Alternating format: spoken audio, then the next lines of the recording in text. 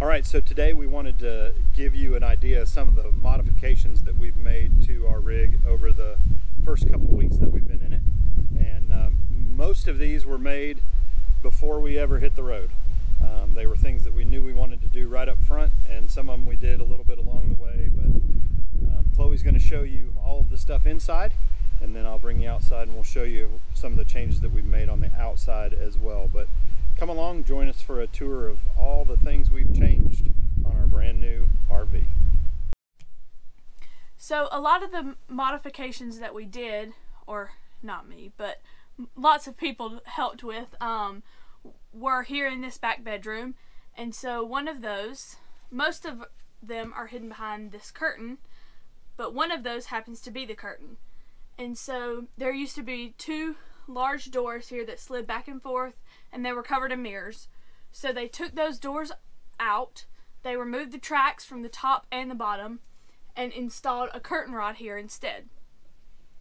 And so now it is much easier to move things back and forth and get to what needs to be seen. As you can see, there's a washer and dryer over here.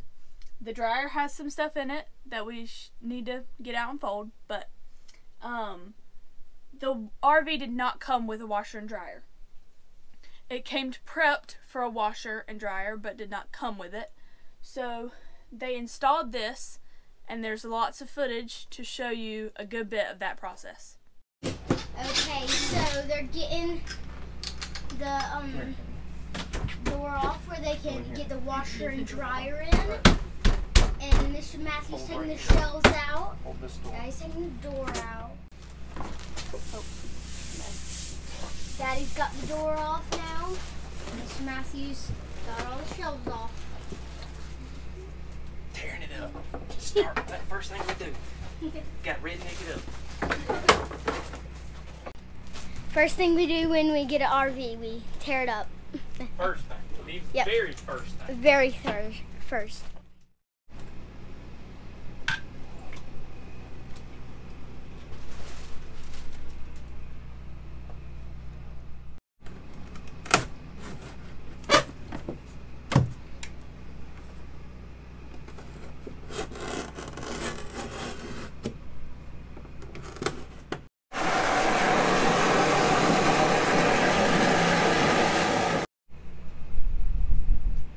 So we took our hole saw, went there.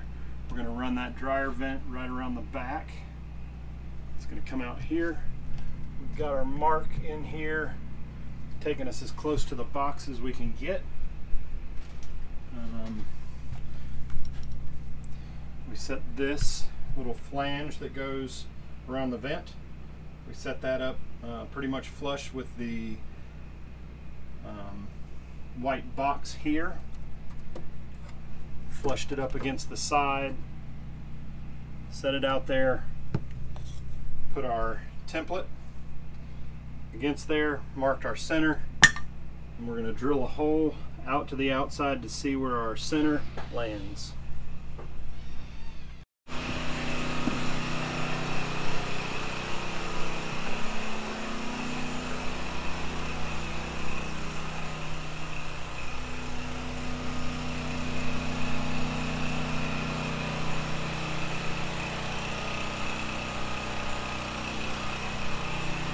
There's the drill bit through the side of the brand new RV. A sign of things to come.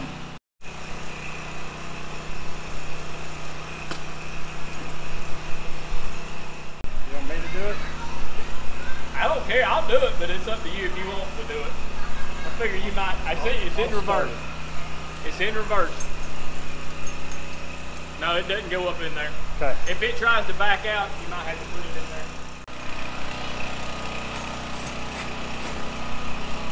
Committed now. Yep.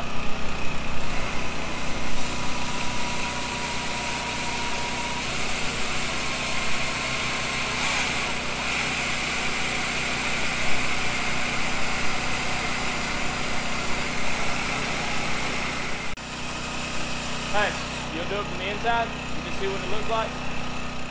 No, you don't even see anything yet. I mean, I can see the light through the hole. I think now. See, I don't know if they're going to line up though. Smells pretty good. Yeah, you might need to just do it all from the outside. Let's put that back on there. You should though, that's a big old hole.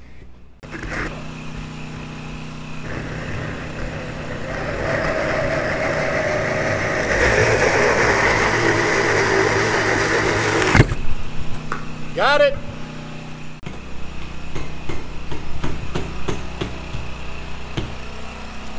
No metal stud. Have mercy.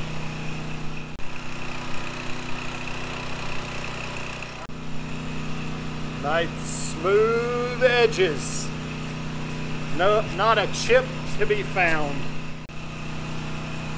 Make sure your hinge is at the top, allowing it to flap. We're going to make sure it's level. Then there are 4 self-tapping screws that come with it. Those 4 screws will go in the 4 holes.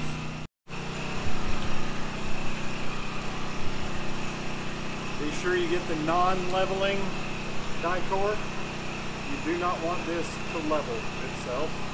You want it to stay right where you put it.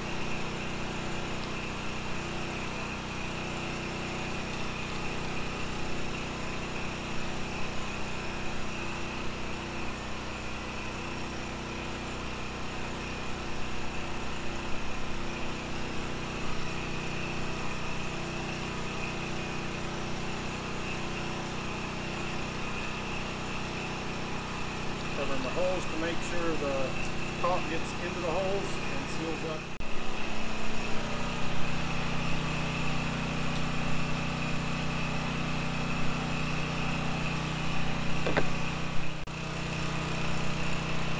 All those curves, you're never going to be able to tell it.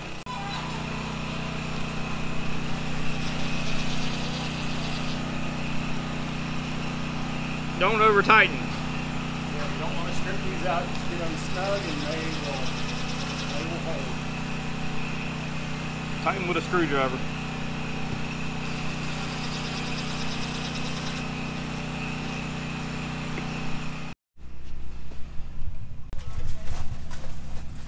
So that black piece comes in from the outside. There's a white flange that you screw in from the inside. Those screws.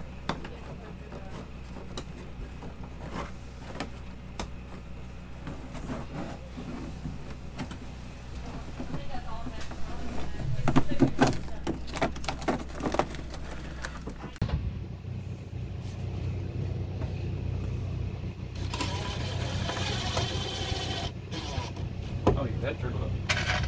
Drew up just fine. You don't care if I put 3 in there. Nope.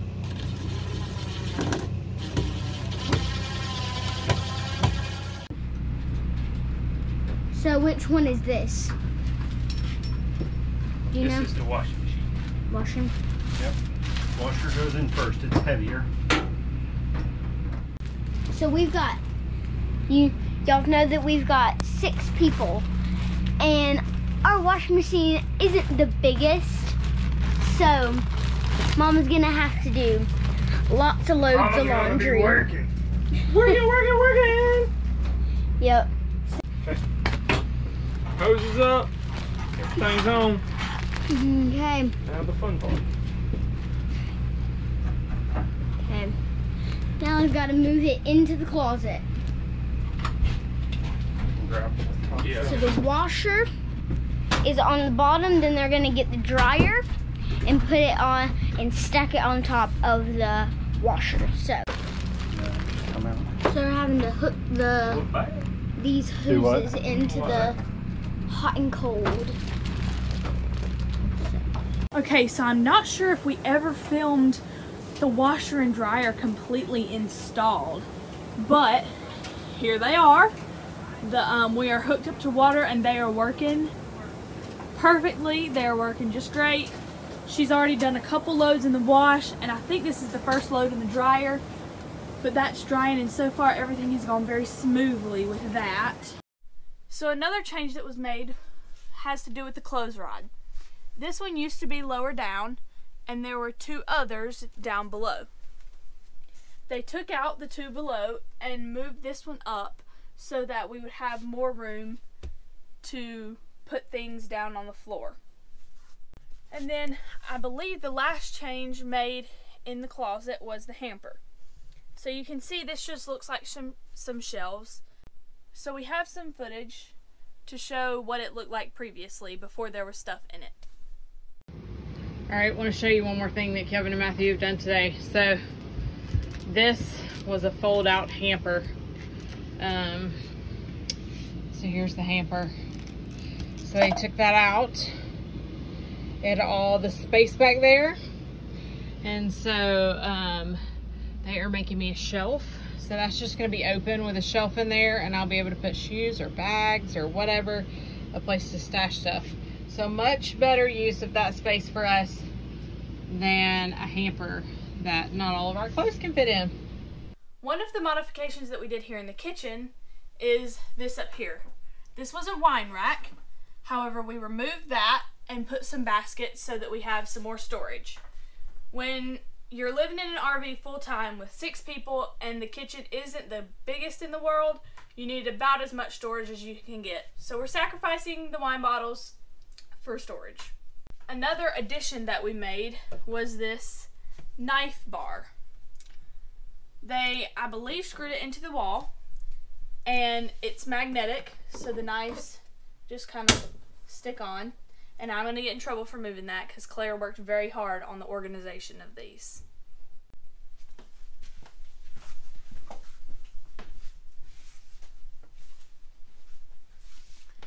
So one of the last modifications we did in the kitchen was putting the racks on this door. This was Claire's project that she worked very hard on. She put all the spices in these jars and wrote the labels and organized them and did pretty much everything with this process. And then down here we put things such as tinfoil, plastic bags, trash bags, etc. So now I'll walk around here to this table. Before this table was here, there was a shelf up against the wall and a table that sat max 4 people. We have 6 people in our family, and something that is very important to us is that we all can sit around the table and eat dinner together. And so we got this table. Me and Daddy worked very hard on building it, and then picked up these chairs all from IKEA. And this table expands, and so we can either sit 2 on this side, 2 on that side, and 1 on the ends when we pull it out, or it expands and we can sit 3 on either side. In the process of removing the shelf, we had to reinstall an outlet. So we did it a little differently than they had. It was a single outlet on the floor, and now it's a double outlet in the wall. So next, I'll walk you into the bunk room, and as you come in here, you see that there's 2 beds and a bunch of storage underneath the bottom one. However, it did not used to be that way. There used to be a couch that pulled out into a full bed, and so there was this bunk and a couch. We quickly realized that that wasn't going to be the most practical for our family, so Daddy, with the help of some of his friends, took out the couch and built a bed for Caitlin, and also that made it where we had much more storage underneath. There are 4 bins across, and it's 2 deep, so there are 8 total storage bins. Okay. Just whatever, baby.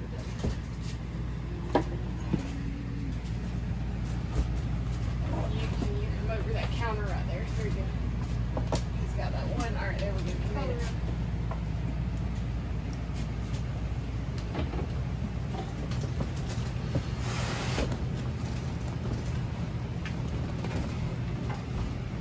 Watching the bottom. I know, you're good. Looking, I'm clear. You need me to crawl up under there? You got it. Oh, look at y'all. Straight to the trailer we go. Okay, so you saw the video of them taking the couch out of here. So previously there was a couch that sat right here, and it folded out into a full-sized bed, and that was where Caitlin was going to be sleeping. They're working on staining the piece that goes on the front so that it will look nice and match a little better. Okay, so they're getting ready the mattress for Caitlin's bed. They are getting it ready. They're having to cut a larger one because instead of buying a new mattress, we had one that we could use, and so they're cutting it and are going to put that in her bed. So there's Caroline. Here's Caitlin watching as the process. They've put the marker all over where they want to cut, and then are cutting through. Where they want to cut the mattress with Sharpie, and then they cut it with the knife that Mr. Matthews holding. Yes. So we're getting things ready. You get up there 50 million people with it.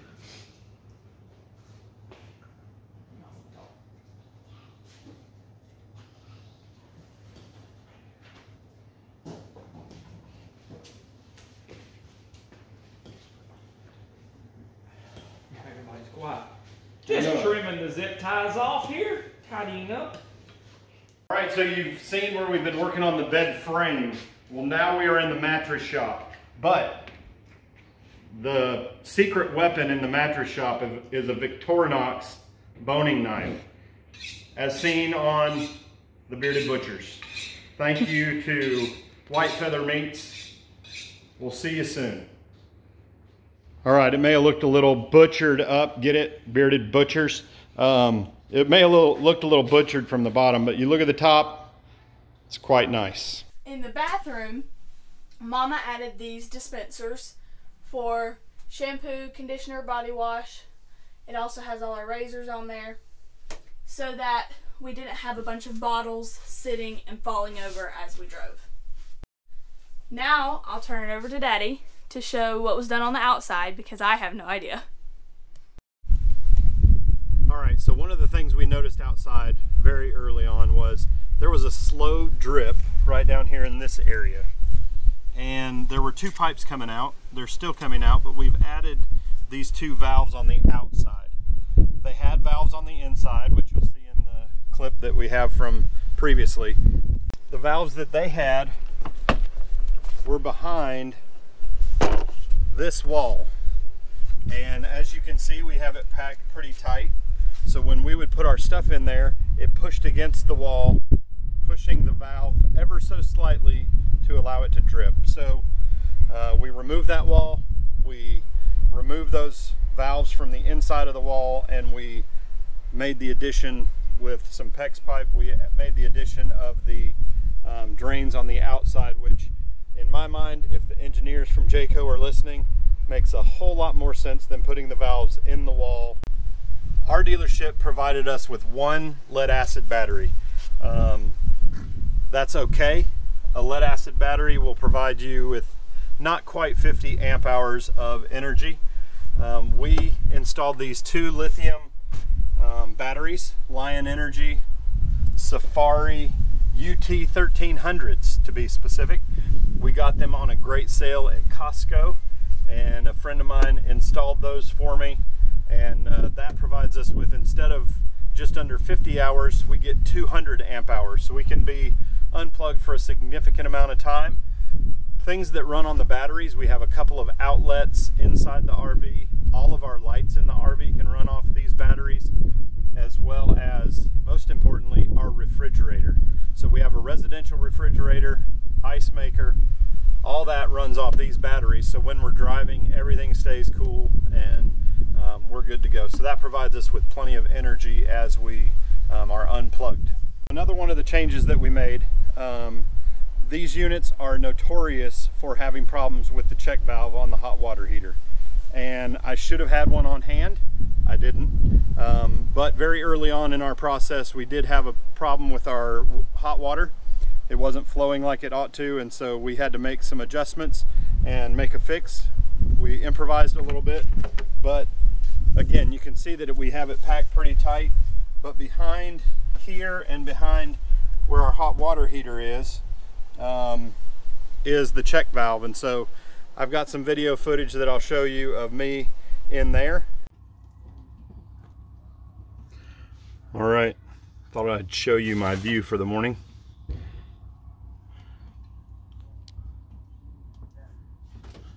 So right there is our hot water heater. This little piece right here is notorious for going bad. So this is the check valve.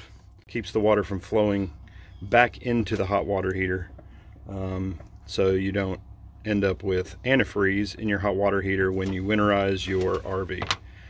This little piece has failed, so we have very little hot water flow, so I am going to attempt to replace it today back here in this nice tight space of spaghetti. But I do not have access to the part that I need, so I am creating a part. And if this works, then you'll probably see the video.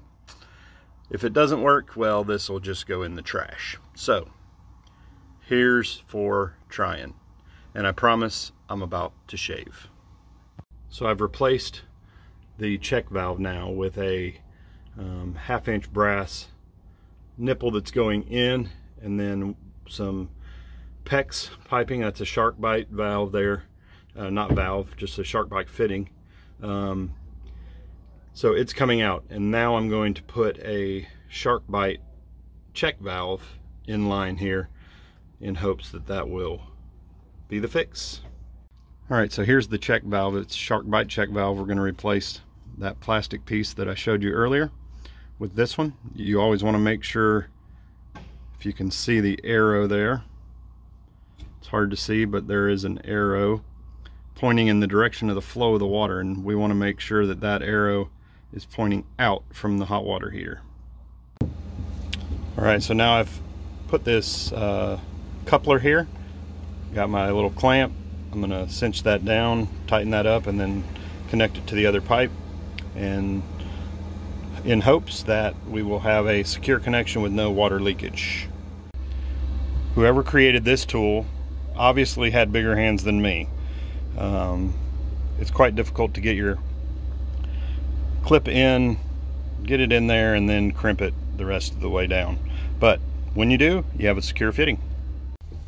All right, so I'm sure there's an expert out there, a plumber out there, someone maybe with some common sense, I really don't know, that's going to tell me I should not be making this coupling this way. Well, when you're where you are in the middle of nowhere, you make the fix with whatever you have on hand in hopes that it holds and it works properly. So if not, when we get to a place that has the part that we need, I'll replace it at that time. But for right now, this is what I have, and so this is what I'm going to do. I've got the coupling in there. I've got a hose clamp that will be cinched down on this fitting, and we'll see if it holds. All right, so here's the end product. We've got the nipple in the water heater, check valve, comes around, it's coupled there, runs back into the main feed. So now the true test. We'll turn on the water pump and see what happens. We'll check for leaks and double check for leaks later and check for leaks again, and I'll probably check for leaks right here the rest of my life. But I think we've got a good fix. All right, so that hose clamp was a big strike. Zero. No, it's not the right size. This pipe is a little bit bigger than the 1/2 inch. The interior diameter of this pipe is a little bit bigger than the 1/2 inch PEX.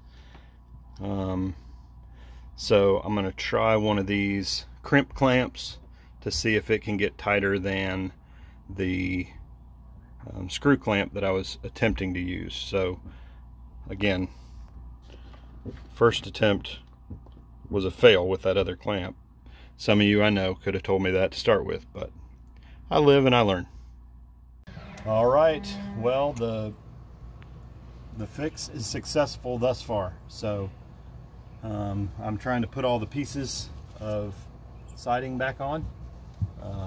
Little paneling that goes on here, get it all done up because we're about to hit the road. As promised, you can see now that from the time of that video till now, I did go ahead and make another modification. I got the hairs cut. Another one of the changes we made, just to make things a little simpler, we swapped out the lock that is here and we put in a keyless entry.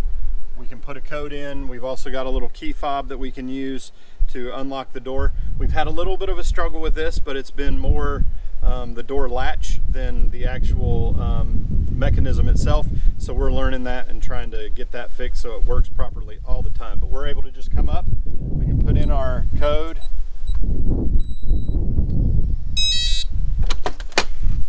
Just like that, we can get in. Same way to lock it. And it's all tight and secure. So that makes it nice and easy when we're coming in and out.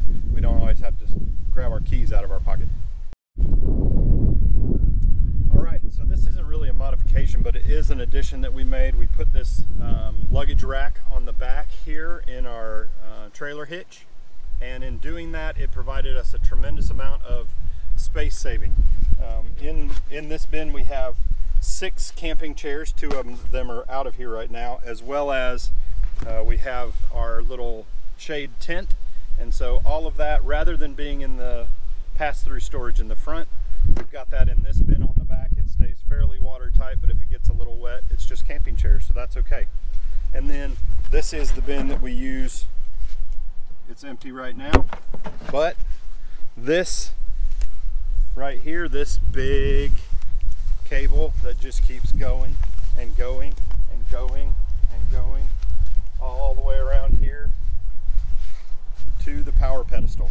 And so that big 50 amp cable is stored in the bin on the back as well. And that again gives us one more spot that we don't have to take up in our pass-through storage or in the back of the truck. We're able to just put that on the back, strap it down tight, and it's traveled well thus far. Thank you guys for watching. I want to ask you to please subscribe if you haven't already. It's not like subscribing to Southern Living magazine. It's free and it really helps us. I'm going to ask you to like the video and then turn on, after you